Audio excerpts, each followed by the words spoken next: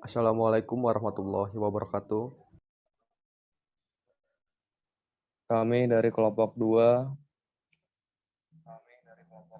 akan menjelaskan software standar. Kelompok 2 beranggotakan yang pertama ada Alexander Timothy dengan NPM 20570511012. Kedua saya sendiri yaitu Sadam Surya Mardiansyah dengan NPM 20170511014. Terakhir ada Yulia Dwi Putri dengan NPM 20170511016.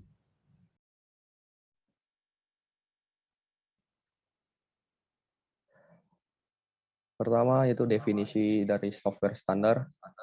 Standar software adalah standar, protokol, atau format umum lainnya dari dokumen, file, atau transfer data yang digunakan oleh software developer. Saat mengerjakan program komputer. Selanjutnya, pentingnya software standar. Standar perangkat lunak penting karena 3 alasan. Yang pertama, software standar menggambarkan kebijaksanaan yang bernilai bagi organisasi. Mereka didasarkan pada pengetahuan tentang praktik terbaik atau paling tepat untuk perusahaan. Pengetahuan sering diperoleh hanya setelah banyak trial dan error. Membangunnya menjadi standar, membantu perusahaan menggunakan kembali pengalaman ini dan menghindari kesalahan sebelumnya. Kedua, software standar memberikan kerangka kerja untuk mendefinisikan apa arti kualitas dalam tatanan tertentu. Seperti yang telah didiskusikan, kualitas perangkat lunak bersifat subjektif dan dengan menggunakan standar, Anda menetapkan dasar untuk memutuskan apakah tingkat kualitas yang disyaratkan telah tercapai. Tentu saja, ini tergantung pada penetapan standar yang mencerminkan harapan pengguna untuk ketergantungan perangkat, lunak, kegunaan, dan kinerja. Ketiga, software standar membantu ketika pekerjaan yang dilakukan oleh satu orang diambil dan dilanjutkan oleh orang lain. Standar memastikan bahwa semua software engineering dalam suatu organisasi mengadopsi praktik yang sama.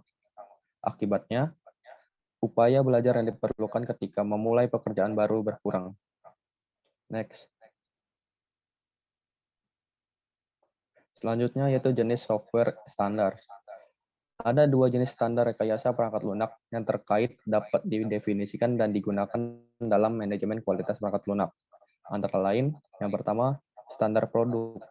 Ini berlaku untuk produk perangkat lunak yang sedang dikembangkan, termasuk standar dokumen seperti struktur dokumen persyaratan, standar dokumentasi, seperti header komentar standar untuk kelas objek definisi, dan standar pengkodean yang menentukan bagaimana bahasa pemrograman seharusnya digunakan. Kedua, standar proses. Ini menentukan proses yang harus diikuti selama pengembangan perangkat lunak.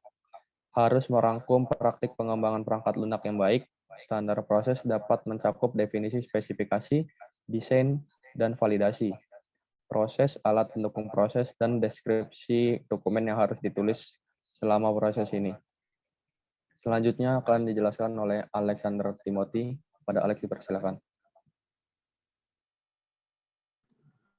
Selanjutnya di sini saya akan menjelaskan tentang contoh standar produk dan standar proses. Standar produk yang pertama itu ada formulir ulasan desain. Standar prosesnya itu melakukan tinjauan desain. Yang kedua, struktur dokumen persyaratan. Standar prosesnya pengajuan kode baru untuk pembangunan sistem. Selanjutnya ada metode header format. Standar prosesnya yaitu proses release verse. Selanjutnya ada Java programming style. Standar prosesnya proses persetujuan rencana proyek. Selanjutnya ada format rencana proyek. Standar prosesnya ubah proses kontrol. Selanjutnya ada ubah rekaman tes. Next. Selanjutnya di sini ada standar produk harus dirancang sedemikian rupa sehingga dapat diterapkan dan diperiksa dengan cara yang hemat biaya. Dan standar proses harus mencakup definisi proses yang memeriksa apakah standar produk telah diikuti. Next. Selanjutnya di sini ada manajer kualitas yang menetapkan standar harus mempertimbangkan kemungkinan tindakan untuk meyakinkan para engineer tentang nilai standar. Yang pertama itu libatkan engineer perangkat lunak dalam pemilihan standar produk jika pengembang memahami mengapa standar dipilih. Mereka lebih cenderung berkomitmen pada standar ini. Idealnya dokumen standar tidak boleh dibuat begitu saja standar yang harus diikuti, tetapi juga harus menyertakan komentar yang menjelaskan alasannya keputusan standarisasi telah dibuat. Yang kedua, tinjau dan modifikasi standar secara teratur untuk mencerminkan perubahan teknologi standar mahal untuk dikembangkan dan cenderung diabadikan dalam perusahaan buku pegangan standar. Karena biaya dan diskusi yang diperlukan, sering terjadi keengganan untuk mengubahnya. Buku pegangan standar sangat penting, tetapi harus berkembang untuk mencerminkan perubahan keadaan dan teknologi.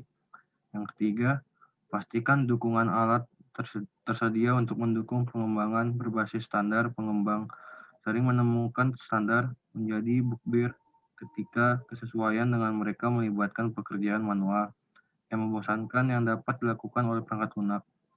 Jika alat mendukung tersedia, standar dapat diikuti tanpa banyak usaha ekstra. Sebagai contoh, standar tata letak program dapat didefinisikan dan diimplementasikan oleh sintaks yang diarahkan sistem pengeditan program. Selanjutnya akan dijelaskan oleh Yulia. Selanjutnya mengenai ISO 901. Serangkaian standar internasional yang digunakan dalam pengembangan manajemen mutu di semua industri disebut dengan ISO 9000. ISO 9000 standar dapat diterapkan ke berbagai organisasi mulai dari manufaktur hingga industri jasa. Untuk ISO 9001 merupakan standar yang paling umum, berlaku untuk organisasi yang merancang, mengembangkan, dan memelihara produk termasuk perangkat lunak. ISO 9001 standar awalnya dikembangkan pada tahun 1987. Standar ISO 9001 bukanlah standar untuk pengembangan perangkat lunak, melainkan kerangka kerja untuk mengembangkan standar perangkat lunak. Ini menetapkan prinsip-prinsip kualitas umum, menggambarkan proses kualitas secara umum, dan menjabarkan standar organisasi dan produk yang harus ditentukan. Kemudian selanjutnya mengenai revisi ISO 9001 tahun 2000. Di sini ada 9 core proses. Yang pertama ada product delivery process yang meliputi business acquisition, design and development, kemudian ada production and delivery, kemudian ada test dan service and support. Di supporting process, proses pendukungnya meliputi business management, supplier management, configuration management, dan ada inventory management. Kemudian yang terakhir mengenai hubungan ISO 9001 dengan quality management.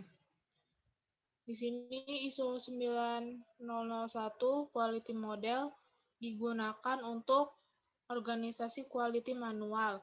Kemudian organisasi quality manual ini digunakan untuk membangun Project 1 Quality Plan, kemudian Project 2 Quality Plan, dan Project 3 Quality Plan. Ada proses dokumen. Di sini, organisasi quality process dipakai sebagai Project Quality Management. Sekian penjelasan di kelompok kami mengenai FAIR standar. Mohon maaf bila ada salah kata. Terima kasih. Wassalamualaikum warahmatullahi wabarakatuh.